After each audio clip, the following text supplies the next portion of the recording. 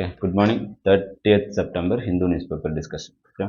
So first page la index of industrial production. Industrial output growth வந்து ஆகஸ்ட்ல slow ஆயிருக்கு அப்படின்னு சொல்றாங்க. அப்போ இதில் மெயினாக தெரிஞ்சுக்க வேண்டியது என்ன அப்படின்னா இண்டெக்ஸ் ஆஃப் இண்டஸ்ட்ரியல் ப்ரொடக்ஷன்னா என்ன அப்படின்னு சொல்லிட்டு films point of view. So இது யார் ரிலீஸ் பண்ணுறா அப்படின்றது. ஸோ இந்த ஆர்டிகல்லே கொடுத்துருக்கான் இண்டெக்ஸ் ஆஃப் இண்டஸ்ட்ரியல் ப்ரொடக்ஷன் வந்து is released by ministry of statistics and programme implementation அப்படின்னு சொல்லிட்டு. இப்போ பிலிம்ஸில் இந்த ஃபேக்ட் ரொம்ப முக்கியம். Then index of industrial production வந்து பார்த்தோன்னா எப்படி கால்குலேட் பண்ணுறாங்க, அதில் ஒரு 8 கோர் இண்டஸ்ட்ரீஸ் இருக்கும். ஸோ 8 கோர் இண்டஸ்ட்ரீஸ் என்னென்ன அப்படின்னு சொல்லிட்டு அதையும் லிஸ்ட் பண்ணி தெரிஞ்சு வச்சுட்டா போதுமானது. அதில் எதுக்கு வெயிட்டேஜ் ரொம்ப அதிகமாக இருக்குது அப்படின்றதையும் தெரிஞ்சு வச்சுக்கணும். Okay, films point of view அவ்வளோதான். இந்த ஆர்டிக்கலில் வேறு எதுவும் தேவையில்லை. Then second page micro chipping of dogs to begin soon. அதாவது சென்னையில் என்ன பண்ண போகிறாங்க அப்படின்னா டாக்ஸுக்கான micro chipping. Animal birth control measures அப்படின்னு சொல்லிட்டு ஒன்று இருக்குது. அதாவது டாக்ஸை ஸ்ட்ரே டாக்ஸை பிடிச்சி கேஸ்ட்ரேட் பண்ணுற விஷயம் தான். ஓகேவா? ஸோ அப்போ அதை எப்படி கேஸ்ட்ரேட் பண்ணிட்டோமா இல்லையா அப்படின்னு சொல்லிட்டு கண்டுபிடிக்கிறது அப்படின்றதுக்கு தான் இந்த மைக்ரோ சிப்பிங். ஓகேவா? அது மட்டும் இல்லாமல் micro chipping animal birth control measures அதோட சென்டர்ஸையும் நாங்கள் வந்து என்ன பண்ண போகிறோம் அப்படின்னா கிரியேட் பண்ண போகிறோம்னு வச்சுருக்காங்க. So one of the way forward என்ன அப்படின்னா அனிமல் பர்த் கண்ட்ரோல் மெஷர்ஸ் தான் ஸ்ட்ரே டாக்ஸில் இருக்கக்கூடியது. ஓகேவா? ஸோ அதை எழுதுறதுக்காக ப்ளஸ் எக்ஸாம்பிள் எங்கேயாவது சென்னையில் இந்த மாதிரி கொண்டு வர போகிறாங்க அப்படின்னு சொல்லிட்டு எக்ஸாம்பிள் எழுதுறதுக்கு யூஸ் பண்ணிக்கலாம். வேற எதுக்கும் இந்த நியூஸ் தேவையில்லை. ஓகே, ஸோ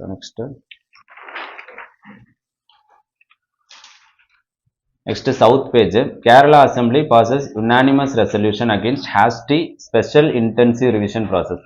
ஸோ இப்போ பீகாரில் ஸ்பெஷல் இன்டென்சிவ் ரிவிஷன் ப்ராசஸ் முடிஞ்சிச்சு. ஓகே, இப்போ எங்கே ஸ்டார்ட் பண்ணுறாங்க அப்படின்னா கேரளா, தமிழ்நாடு, வெஸ்ட் பெங்கால். இது மூணுமே என்ன பார்க்கணும் அப்படின்னா அப்போசிஷன் ரூல்டு ஸ்டேட் அப்படின்றதையும் நோட் பண்ண வேண்டிய விஷயம். ப்ளஸ் ஸ்பெஷல் இன்டென்சிவ் ரிவிஷன் பற்றி ஆல்ரெடி நம்ம தெளிவாக பார்த்துட்டோம். ஓகே, ப்ளஸ் இதுக்கும் எலக்டரல் ரோலுக்கும் இருக்கக்கூடிய டிஃப்ரென்ஸ் என்ன அப்படின்றதையும் பார்த்துக்கணும். ஓகேவா? எலக்டரல் ரோல் ரிவிஷன் அப்படின்றது என்னன்னா இட்ஸ் இயர்லி கண்டக்ட் பண்ணக்கூடியது. ஆனால் ஸ்பெஷல் இன்டென்சிவ் ரிவிஷன் அப்படின்றது ஏதோ ஒரு ஸ்பெஷல் சர்க்கம்ஸ்டன்சஸ்ல கவர்மெண்ட்டோட ஆர்டர் மூலியமா என்ன பண்றது அப்படின்னா பண்றதா ஸ்பெஷல் இன்டென்சிவ் ரிவிஷன். ஓகேவா? இது ரெண்டையுமே யார் பண்ணுவா அப்படின்னா எலெக்ஷன் கமிஷன் ஆஃப் இந்தியா தான் பண்றாங்க அப்படின்றது தெரிஞ்சுக்கணும் பிலிம்ஸ் பாயிண்ட் ஆஃப் வியூல. பிளஸ் இதுல இருக்கக்கூடிய இஷ்யூஸ் இது எல்லாமே என்னன்னா மெயின்ஸோடது. ஓகேவா? ஸோ அது நமக்கு இப்போ இங்கே தேவை. Next editorial page loyalty and Ladakh. இது என்னன்னா ஃபுல்லாக வந்து கவர்மெண்ட்டை கிரிட்டிசைஸ் பண்ணுற மாதிரி தான் பேசியிருக்காங்க. என்ன சொல்கிறாங்க அப்படின்னா ஆக்சுவலி அந்த இப்போ அரெஸ்ட் பண்ணாங்களே கிளைமேட் ஆக்டிவிஸ்ட் யார் ஆக்டிவிஸ்ட் சோனம் வாங்சுக் அப்படின்றவர் ஆக்சுவலாக லடாக் பைஃபர்கேட் பண்ணுறதுக்கு சப்போர்ட் பண்ணவரே அவர் தான். ஓகே, அவரும் வந்து சப்போர்ட் பண்ணார். ஆக்சுவலி கவர்மெண்ட் என்ன பண்ணுச்சு அப்படின்னா அப்போ வந்து நாங்கள் ஸ்டேட்ஹுட் கொடுக்குறோம் 6th ஷெட்யூல் மூலமாக வந்து கான்ஸ்டியூஷனல் ரெகக்னிஷன் கொடுக்குறோம் அப்படின்னு சொல்லி தான் நீங்கள் பைஃபர்கேட் பண்ணாங்க. பிஜேபியோட ஒன் ஆஃப் த என்னன்னா ஒரு பிரைம் அஜெண்டாவே அதுதான். பட் ஆனால் அதை வந்து ஃபுல்ஃபில் பண்ணாமல் இப்போ வந்து பெட்ரை பண்ணுறாங்க அப்படின்னு சொல்லிட்டு தான் அந்த ஆர்டிகல் ஃபுல்லாக இருக்குது. ஓகேவா? அப்போ ஆல்ரெடி நம்ம டிஸ்கஸ் பண்ணது தான் யூனியன் டெரிட்டரியாக மாற்றினதுக்கான ரீசன் என்ன, ப்ளஸ் 6th ஷெட்யூலில் இருக்கக்கூடிய ப்ரொவிஷன்ஸ் என்ன, ஓகே அவங்க ஏன் ஸ்டேட்ஹுட் கேட்குறாங்க அப்படின்றதையும் இது பண்ணணும். ஓகேவா? அவ்வளோ.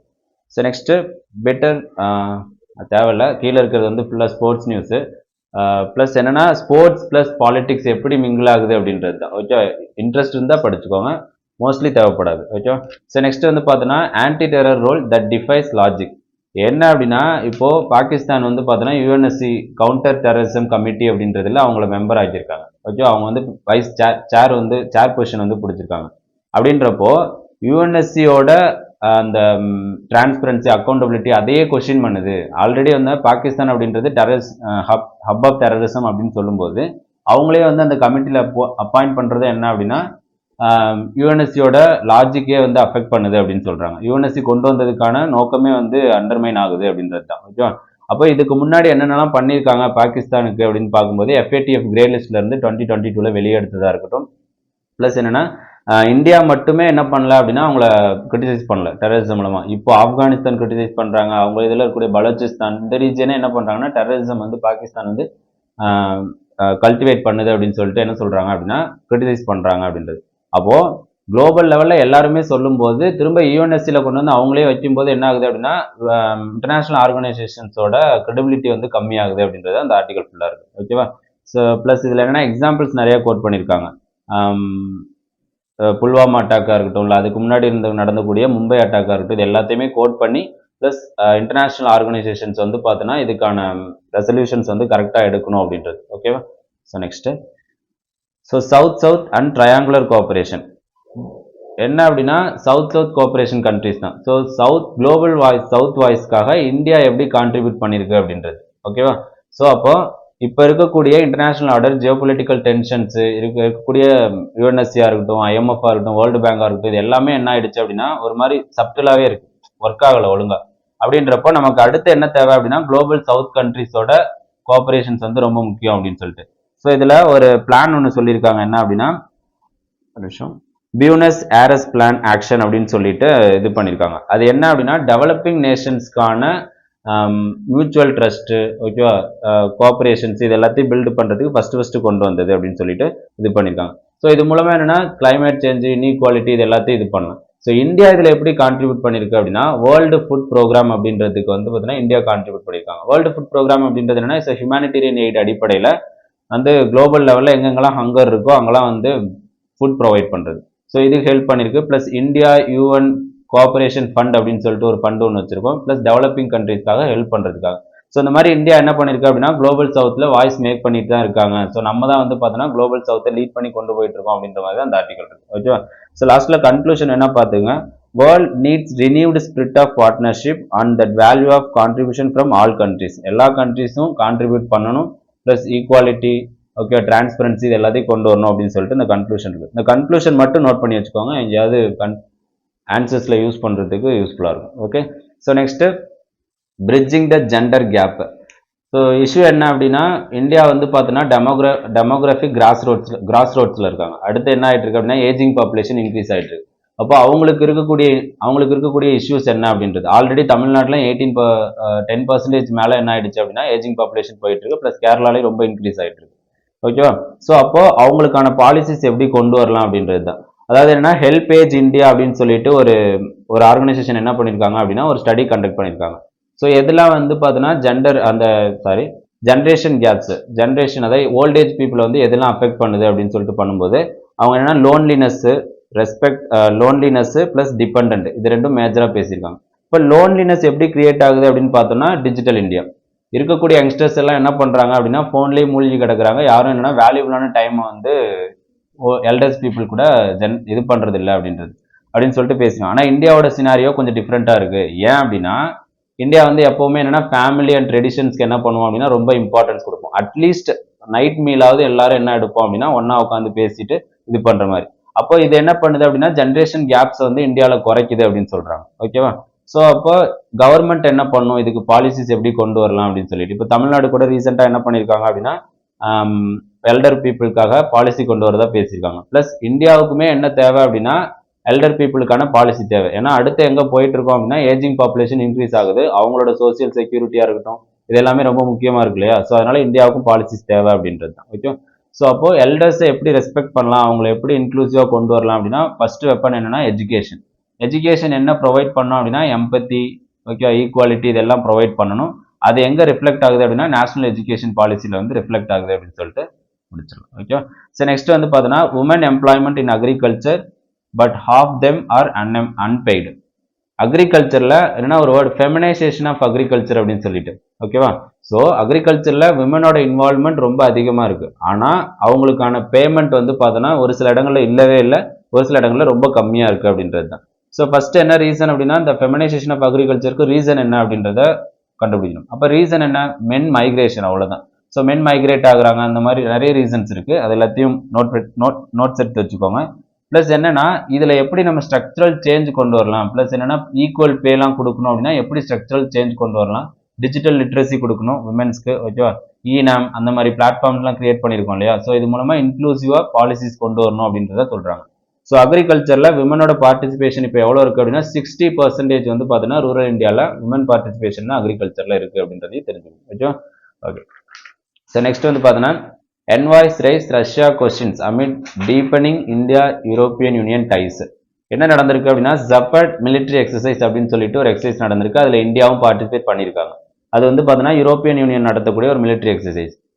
என்ன கிரிட்டிசைஸ் பண்ணியிருக்காங்க அப்படின்னா இந்தியா வந்து அஸ் யூஷுவல் தான், இந்தியா வந்து என்ன பண்ணுது அப்படின்னா ரஷ்யாட்ட இருந்து நிறைய ஆயில்ஸும் வாங்குது, at the same time European union கூடயும் என்ன வச்சிருக்கு அப்படின்னா டைஸ் வச்சிருக்காங்க அப்படின்றது. அப்போ இவங்க என்ன சொல்றாங்க அப்படின்னா இந்தியா வந்து ரஷ்யாட்ட இருந்து ஆயில் வாங்குறது குறைச்சாதான் வந்து ரிலேஷன்ஷிப் நல்லா என்கேஜ் ஆகும் அப்படின்றத பேசியிருக்காங்க, ஓகேவா. அப்போ இது மூலமா என்னன்னா நம்மளோட ஸ்ட்ராட்டஜிக் வியூவா இருக்கட்டும், ஓகே, பீஸை ப்ரொமோட் பண்றதா இருக்கட்டும், இந்த மாதிரி விஷயங்கள்லாம் உள்ள இன்க்ளூட் ஆகும், okay. Next US tariff will have long term. Already நம்ம பார்த்தது தான் ட்ரம்ப்போட டேரிஃப் பிளான்ஸ் எந்தெந்த செக்டார்ஸ்லாம் அஃபெக்ட் ஆகுது அப்படின்றது.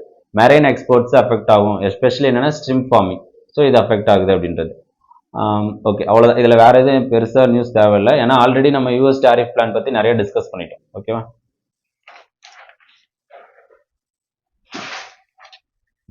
நெக்ஸ்ட்டு நெய்பர்ஹுட் ஃபர்ஸ்ட் பாலிசியாக இருக்கட்டும், இல்லை ரீஜனல் கனெக்டிவிட்டியாக இருக்கட்டும், இதுக்கு ஏதாவது ஒரு எக்ஸாம்பிள் கேட்டாங்க அப்படின்னா கோக்ரஜ்கர் ஹலப்பு. ஸோ இதோட ரெயில் லிங்கிங் ப்ராஜெக்ட். ஸோ இந்த ரெயில் லிங்கிங் ப்ராஜெக்ட் என்னன்னா 2 பேருக்கு கூடிய லாஜிஸ்டிக்ஸ் சப்போர்ட் வந்து இன்க்ரீஸ் பண்ணும். ப்ளஸ் இது மூலமாக என்ன ஆகும் அப்படின்னா ட்ரேட் வந்து இன்க்ரீஸ் ஆகும் அப்படின்றது ஞாபகம் வச்சு. ப்ளஸ் பூட்டான் அப்படின்ற கண்ட்ரி வந்து ஃபுல்லி எதை பேஸ் பண்ணியிருக்கு அப்படின்னா டூரிசம் பேஸ் பண்ணியிருக்கிறதுனால இந்தியாவிலேருந்து போகக்கூடிய டூரிஸ்ட்டும் இன்க்ரீஸ் ஆவாங்க அப்படின்றத தெரிஞ்சு வச்சுக்கணும். ஓகே, அவ்வளோதான். ஸோ நெக்ஸ்ட் வந்து பார்த்தீங்கன்னா portal glitches and missing record slow down the registration of Waqf. அதாவது இதில் வக்ஃபை பற்றி நம்ம ஆல்ரெடி நிறைய டிஸ்கஸ் பண்ணிட்டோம். இதில் ஒரே ஒரு போர்ட்டல் மட்டும், உமீத் போர்ட்டல் அப்படின்னு சொல்லிட்டு. இதில் என்னன்னா வக்ஃபோட அவங்க ப்ராப்பர்ட்டியை ரெஜிஸ்டர் பண்ணுறதுக்காக, டிஜிட்டலைஸ் பண்ணுறதுக்காக ஒரு போர்ட்டல், அவ்வளோதான். ஓகே, இது மூலமாக என்னன்னா பேப்பரில் ரெஜிஸ்டர் பண்ணதை விட இதில் ரெஜிஸ்டர் பண்ணது கம்மியாக இருந்திருக்கு அப்படின்றத சொல்கிறாங்க. ஓகேவா? உமீத் போர்ட்டல் மட்டும் என்னன்னு தெரிஞ்சு வச்சுக்கோங்க. ஓகே, ஸோ நெக்ஸ்ட் எக்கனாமி பிஸ்னஸில் ஜிஎஸ்டி டெய்ல்விண்ட் எம்பிசி மே ஹோல்ட் ரேட்ஸ். அதாவது என்ன சொல்கிறாங்கன்னா ரீசெண்டாக ஜிஎஸ்டி ரிஃபார்ம் நடந்துச்சு. இப்போ ஜிஎஸ்டி ரிஃபார்ம் மூலமாக டிமாண்ட் இன்க்ரீஸ் ஆகுது. டிமாண்ட் இன்க்ரீஸ் ஆகிறது மூலமாக என்ன நடக்கும் அப்படின்னா ஜிடிபி க்ரோத், இன்ஃப்ளேஷன் இதெல்லாம் கம்மியாகும். ஜிடிபி க்ரோத் ஆகும், இன்ஃப்ளேஷன் கம்மியாகும். ஓகேவா? அப்போது மானிட்டரி பாலிசி கமிட்டி என்ன பண்ணலாம் அப்படின்னா ரேட்ஸை இன்க்ரீஸ் பண்ணவோ டிக்ரீஸ் பண்ணவோ தேவையில்லை, அப்படியே மெயின்டைன் பண்ணாவே போதும் அப்படின்னு சொல்லிட்டு யார் சொல்கிறாங்க அப்படின்னா இந்தியன் கிரெடிட் ரேட்டிங் ஏஜென்சிஸ் தான் சொல்கிறாங்க. ஓகேவா? அப்போது இதில் என்ன பார்த்துக்கணும் அப்படின்னா மானிட்டரி பாலிசி கமிட்டினா யார், அவங்க எவ்வளோ நாளைக்கு ஒரு தடவை மீட் பண்ணுவாங்க, அதில் யார் சேர்மனாக இருக்காங்க, ஓகேவா? ஸோ இந்த மாதிரி விஷயங்கள்லாம் மெஜாரிட்டி டிசிஷன் எப்படி எடுக்கிறாங்க அப்படின்றது பிலிம்ஸ் பாயிண்ட் ஆஃப் வியூவில் பார்த்துக்கோங்க. ஓகே, ஸோ நெக்ஸ்ட் வந்து பார்த்தோம் அப்படின்னா government norms for EV charging infrastructure subsidy. அதாவது எலக்ட்ரிக் வெஹிக்கிள்ஸ் இன்னும் டீப்பாக பெனிட்ரேட் ஆகிறதுக்கான ஒரு ரீசன் என்ன அப்படின்னா சார்ஜிங் ஸ்டேஷன்ஸ் அங்கங்கே கிரியேட் பண்ணல அப்படின்றது தான். அப்போ இதுக்கான சப்சிடிஸ் வந்து கவர்மெண்ட் நார்ம்ஸ் கொண்டு வந்திருக்கு. 100% சப்சிடி. எதுக்கு அப்படின்னா சார்ஜிங் ஸ்டேஷன் கிரியேட் பண்ணுறதுக்கு. ஓகேவா? அப்போது இது என்னென்னா பிஎம் இ டிரைவ் அப்படின்ற ஒரு ஸ்கீமை வந்து பூஸ்ட் பண்ணும் அப்படின்றது. பிஎம் இ டிரைவ் அப்படின்றது எலக்ட்ரிக் வெஹிக்கிளை வந்து பார்த்தோன்னா எல்லாரும் யூஸ் பண்ணணும் அப்படின்றது தான் பிஎம் இ டிரைவ். ஓகேவா? ஸோ அதை பூஸ்ட் பண்ணும் அப்படின்றது. இந்த சார்ஜிங் ஸ்டேஷன் கிரியேட் பண்ணுறதுக்கு 100% கவர்மெண்ட் சப்சிடி கொடுக்குது அப்படின்றதையும் ஞாபகம் வச்சுக்கோங்க. ஓகேவா? Then Netan world news Netanyahu supports 20 point Gaza peace plan. Trump ஒரு வழியாக என்ன பண்ணிட்டாரு அப்படின்னா 20 பாயிண்ட் காசா பீஸ் பிளான் வந்து கொண்டு வந்துட்டாரு. ஓகேவா? அதுக்கு நேத்தன்யாகு சப்போர்ட் பண்ணிட்டாரு. ஸோ இதில் இருக்கக்கூடிய கீ பாயிண்ட்ஸ் என்ன அப்படின்னு பார்த்தீங்கன்னா அவ்வளோவா தேவையில்லை, பட் ஆனால் லைட்டாக தெரிஞ்சு வச்சுக்கிறதுல தப்பு இல்லை. இன்டர்நேஷனல் ரிலேஷனில் ஏதாவது எக்ஸாம்பிள் எழுதும்போது யூஸ் ஆகும். ஓகேவா? So temporary international stabilization force, creation of transitional authority headed by mister Trump. ஓகேவா? Hamas militant fully disarm. அப்போ யூஎஸ் வந்து ஒரு கண்ட்ரியோட இன்டர்னல் மேட்டர்ல எவ்வளவு தூரம் இன்வால்வ் ஆவாங்க, ஹெடட் பை மிஸ்டர் ட்ரம்ப், ஸ்ட்ரெயிட்டா நேம் வச்சே கொடுத்துருக்காங்க. ஓகேவா? ஸோ எவ்வளவு தூரம் இன்வால்வ் ஆவாங்க அப்படின்றது. ஸோ 20 பாயிண்ட் பிளான்ஸ் கொண்டு வந்தாரு அப்படின்றது பாசிட்டிவ்.